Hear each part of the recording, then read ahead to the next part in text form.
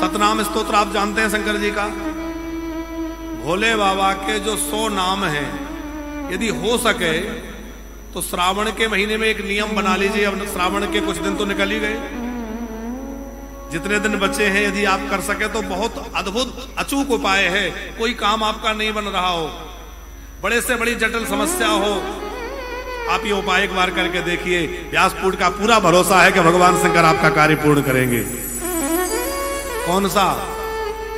कि भगवान शंकर के 108 नाम जो हैं, उन 108 नाम से प्रतिदिन भगवान शंकर को 108 बिलपत्र चढ़ाइए। कितने दिन? पूरे श्रावण के महीने। अब मान लीजिए 5-7 दिन जो निकल गए उन्हें छोड़ दीजिए, वो तो निकल ही गए। हाँ, ये कर लीजिए, जन्माष्टमी तक चढ़ा लीजिए, 1 महीना कर लीजिए। और श्रावण के महीने में प्रतिदिन 108 भगवान शंकर के जो नाम हैं, उनसे 108 बिलपत्र, शिवाय नमः, रुद्राय नमः, संभवे नमः, तो जो शिव जी के नाम है वो ले लेकर एक बिलपत्र चढ़ाते जाइए। अचूक उपाय है। सतनाम भगवान शंकर का जो है ये स्तोत्र बड़ा अद्भुत है। जो कोई इसका पाठ करता है उसके बड़े से बड़े पाप भस्म हो जाते हैं, नष्ट हो जाते हैं। और यहां भगवान विष्णु ने एक बड़ी विलक्षण बात कही है। गुप्ता जी, बहुत ध्यान देने की बात यहां है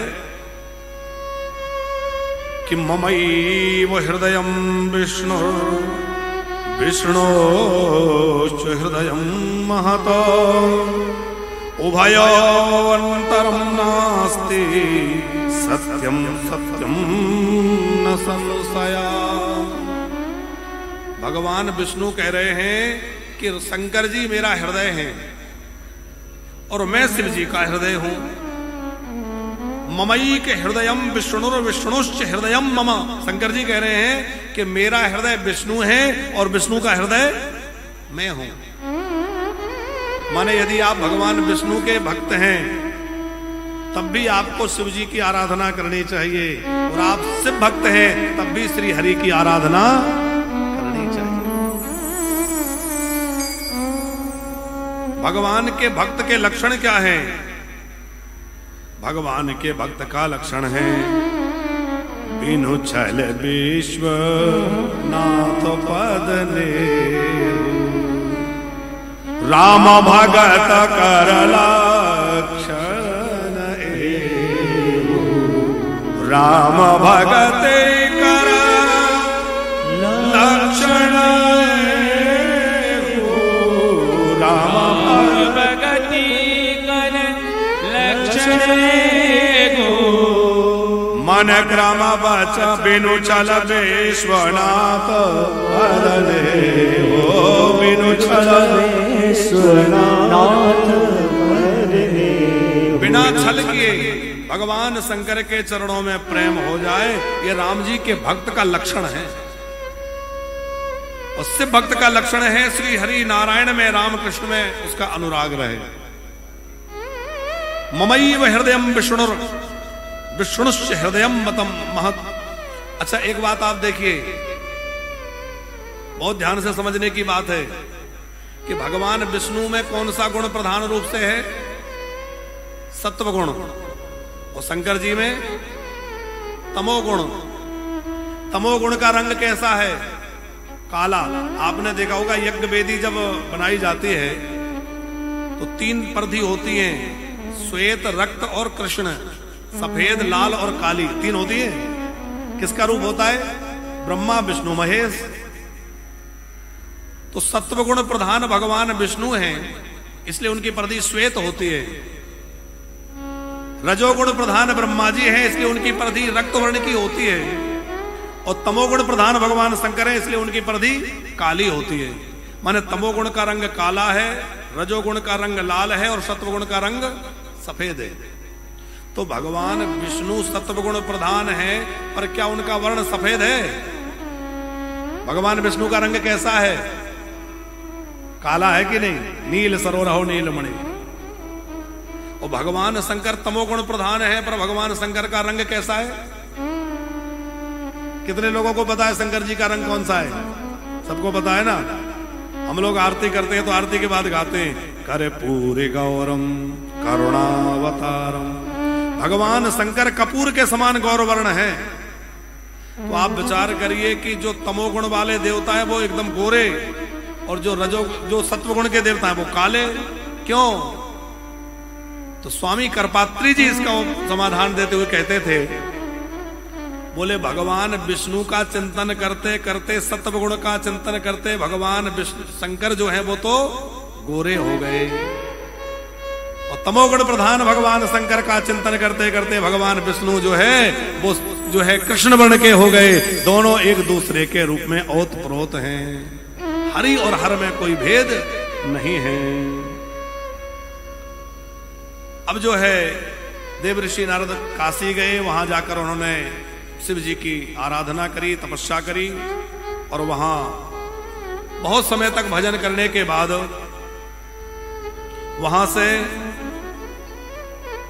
देव ऋषि नारद जो है वहां से चले और अपने पिताजी के पास ब्रह्मलोक में गए, और ब्रह्मलोक में जाकर के ब्रह्मा जी के पास जाकर के उन्होंने भक्ति के विषय में पूछा है कि भक्ति मार्गम ज्ञान मार्गम तपो मार्गम सुदुस्तरम ज्ञान मार्गम च तीर्थानां मार्गम च स्तुतवानहम्। श्री नारद जी अपने पिता ब्रह्मा जी से कह रहे हैं कि मैंने ज्ञान मार्ग को जान लिया, तप मार्ग को जान लिया, दान मार्ग को जान लिया, तीर्थ आदि की महिमा को जान लिया, पर अभी मैंने शिव तत्व को नहीं जाना। तो आप हे पूज्य पिता श्री ब्रह्मा जी से कह रहे हैं, आप मुझे शिव तत्व के विषय में सुनाइए कि शिव तत्व क्या है। न ज्ञातम शिव तत्वम च पूजा विधि मतः चरित्रम विविधम तस्य निवेदय मम प्रभु। आप कृपा करके मेरे सामने शिव तत्व का निरूपण करिए और मुझे शिव तत्व के विषय में सुनाइए। भगवान शिव सृष्टि का विस्तार कैसे करते हैं, भगवान शंकर का विवाह आदि कैसे हुआ है, शिव जी के चरित्रों को विस्तार पूर्वक कहिए। तब ब्रह्मा जी ने नारद जी से कहा, भो भो ब्राह्मण साधु पृष्टोहम, भो भो ब्राह्मण साधु पृष्टोहम त्वया विबुध सत्तमा लोकोपकारिणाम नित्यम लोकानां हितकाम्यया। ब्रह्मा जी ने कहा, हे पुत्र नारद, तुम बड़े ज्ञानी हो, देखो तुमने शिव तत्व की जिज्ञासा करी है, यह तुम्हारे कल्याण का परम साधन है, क्योंकि शिव तत्व का चिंतन, शिव तत्व का मनन श्रवण सब कल्याणकारी है। हम लोग बड़े भाग्यशाली हैं जो श्रावण में शिव महापुराण की कथा सुन रहे हैं, और बड़ भागे हैं हमारे मधुरम ग्रुप वाले सभी परिजन जिन्होंने इतना सुंदर दिव्य भव्य आयोजन किया है, जिसमें इतने सारे लोग बैठ करके खूब कथा का रसपान कर रहे हैं। और न केवल इतने जो दिखाई दे रहे हैं, बल्कि आस्था चैनल के माध्यम से, अन्य माध्यमों से हजारों हजार ने लाखों लाख लोग कथा के माध्यम से लाभ ले रहे हैं। चैनल के माध्यम से भारत ही नहीं विश्व के कई देशों में कथा को देखा जा रहा है। तो भैया शिव जी के चरित्र जो कहलवाए उसका जो प्रबंध करे। ब्रह्मा जी कह रहे हैं, लोकोपकारिणाम नित्यम लोकानां हितकाम्यया।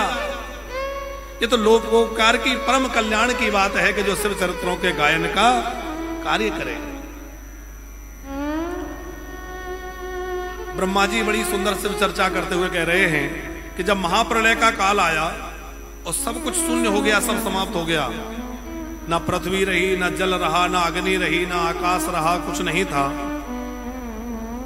तो एक परम ब्रह्म तत्व ही थे, और उस एक परम ब्रह्म तत्व को एक से अनेक होने की इच्छा हुई। पूज्य गुरुदेव का आगमन हो रहा है, एक बार जोरदार तालियों से स्वागत करेंगे। जय हो। बहुत सुंदर।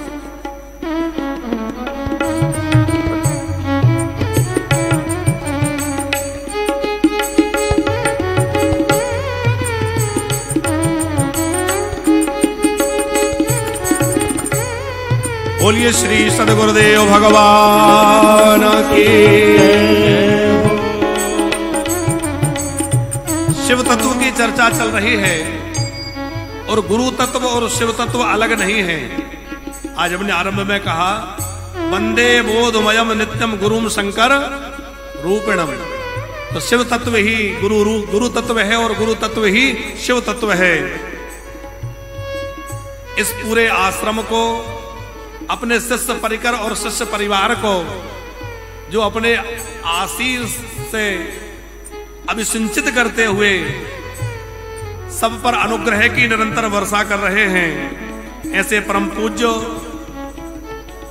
श्री गुरुदेव श्री सुदेश सांडिल्य जी गुरुदेव पधारे। एक बार जोरदार तालियां और पूज्य गुरु मां के लिए भी जोरदार तालियां। आप दोनों का मंगलमय आगमन और आपकी पावन सानिध्यता में यह कथा का दिव्य आयोजन, बहुत बहुत नमन वंदन।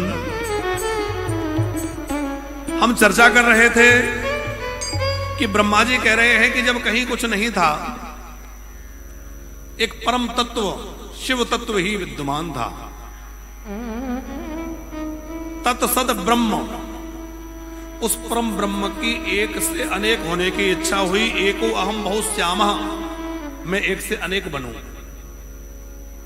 तो एक से अनेक बनने की जब इच्छा हुई तो शिव पुराण की कथा कहती है कि उस परम तत्व जो कि निर्विकार था, निराकार था, निर्गुण था, अव्यक्त था, अगोचर था, उसने एक विग्रह प्रकट किया।